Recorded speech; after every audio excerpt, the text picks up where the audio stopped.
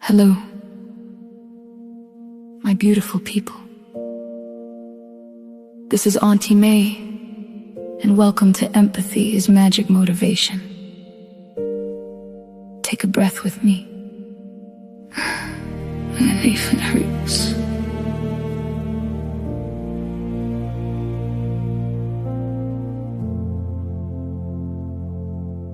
Because today, we're talking about something many people are quietly feeling.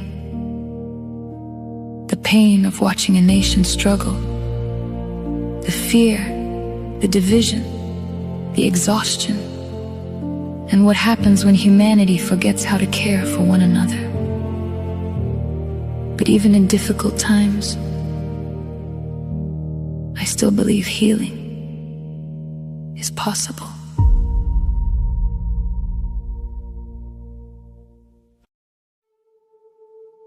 There is a quiet fear spreading across this country. Not the kind you always see on the news, not the kind that makes headlines, but the kind that lives in the hearts of everyday people, the kind that sits at the kitchen table when the bills don't match the paycheck, the kind that whispers late at night when a mother wonders how she's gonna feed her children tomorrow. The kind that shows up at the gas pump when someone watches the numbers rise higher than their hope. This is the reality many are living in today, and we have to talk about it. Because ignoring pain does not make it disappear. It only makes it louder. We are living in a time where people are working harder than ever and still falling behind. Where a full-time job no longer guarantees stability. Where in some states the minimum wage is still $7.25 an hour. $7.25. Think about that.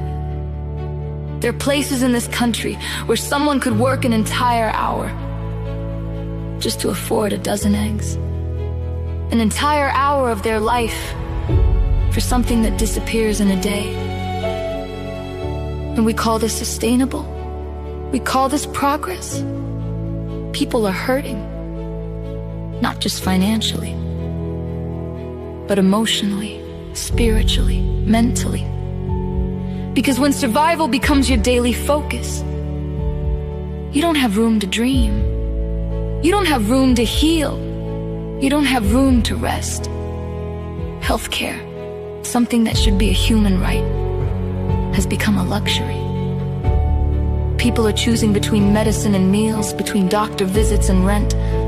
There are families praying they don't get sick, because getting sick could mean losing everything. And that kind of fear, it changes a person. Gas prices rise, food prices rise, rent rises, but wages stay the same.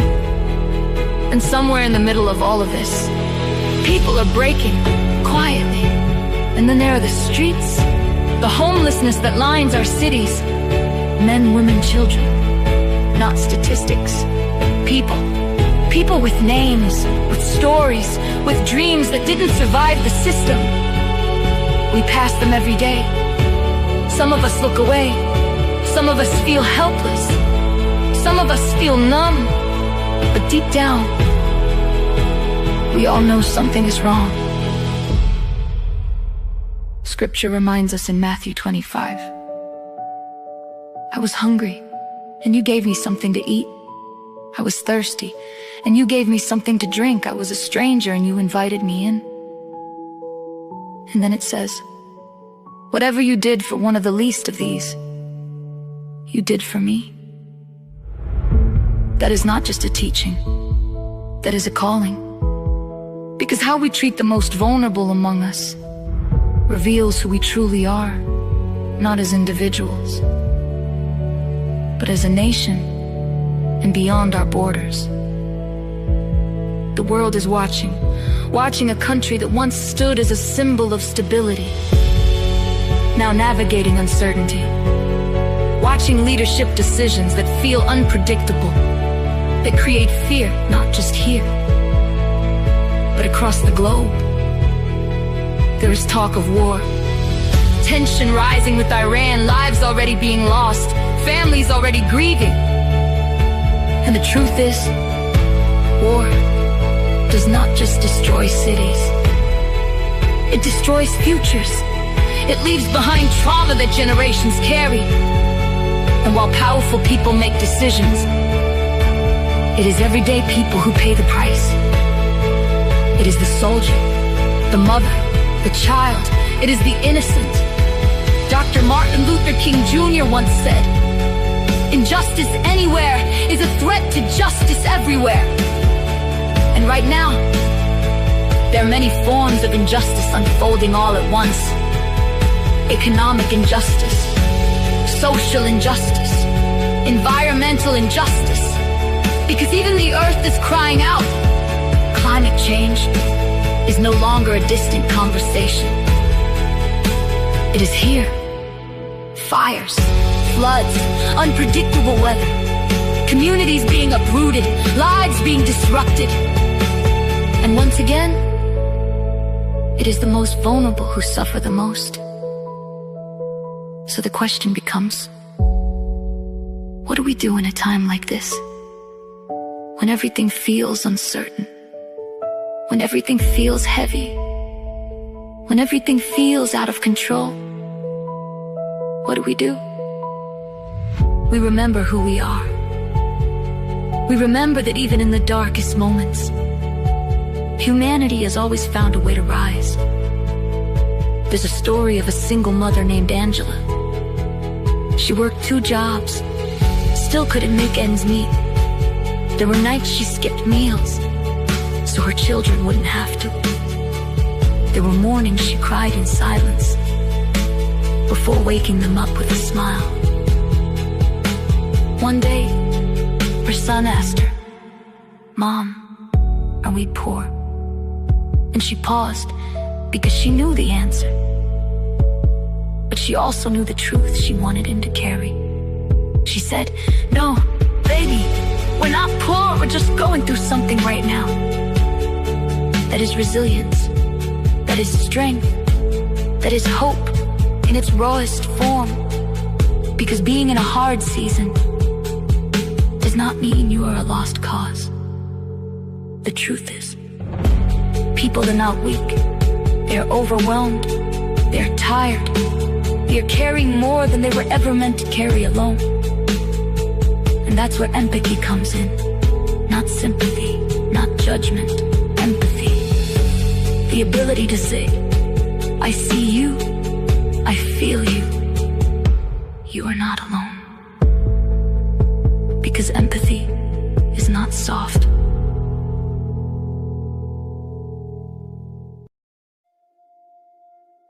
It is powerful. It is transformative.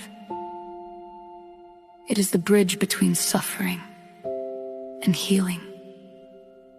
We may not be able to fix everything overnight, but we can start somewhere. We can choose kindness over indifference. We can choose understanding over division. We can choose to see each other instead of ignoring each other. Because the truth is, this country is not just made of policies and systems. It is made of people. And when people begin to heal, the nation begins to heal. Oprah Winfrey once said, "Turn your wounds into wisdom." And maybe, just maybe, that's what this moment is calling us to do, to look at what is broken, not with hopelessness, but with responsibility, to say, we can do better. We must do better.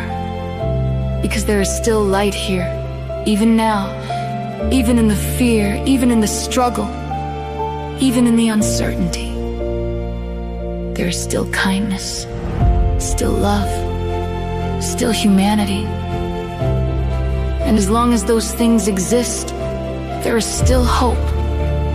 So if you are listening to this, and you feel overwhelmed, if you feel tired, if you feel afraid, I want you to hear this clearly. You are not alone.